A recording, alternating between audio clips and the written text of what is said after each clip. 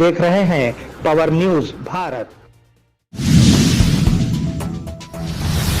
मैंने क्या जुर्म किया, रुकन राज्यसभा का सवाल। राज्यसभा से मुअत्तल रुकन पार्लियामेंट रघु चड्ढा ने एक वीडियो जारी किया जिसमें उन्होंने कहा कि मैं रुकन पार्लियामेंट रघु चड्ढा हूं, मुझे क्यों मुअत्तल किया गया, मेरा जुर्म क्या है, क्या मुझे सबसे बड़ी पार्टी बीजेपी को सवाल करने की वजह से मुअत्तल किया गया है या मेरी बात करना मेरी गलती है। इस हफ्ते मुझे इस्तेहकाक की कमेटी से 2 नोटिस मौसूल हुए।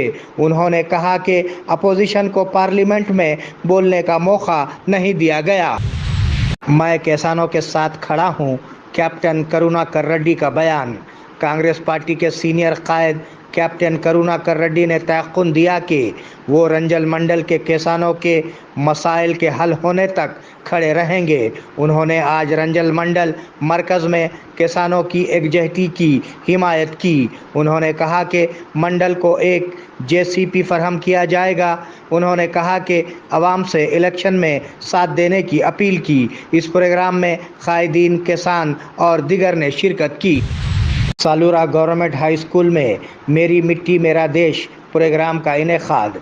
मेरी मिट्टी मेरा देश प्रोग्राम आज मंडल बीजेपी सदर गोन प्रवीण की क़ियादत में सालूरा मंडल मरकज़ के गवर्नमेंट हाई स्कूल में मुनक़िद किया गया। स्कूल के अहाते की मुक़द्दस मिट्टी को जमा करके पूजा की गई।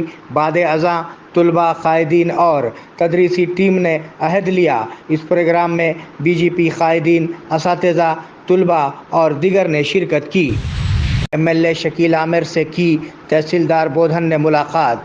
तहसीलदार बोधन गंगाधर ने आज एमएलए शकील आमिर से उनकी रिहाइश गाह पर एक खैर सगाली मुलाकात करते हुए गुलदस्ता पेश किया।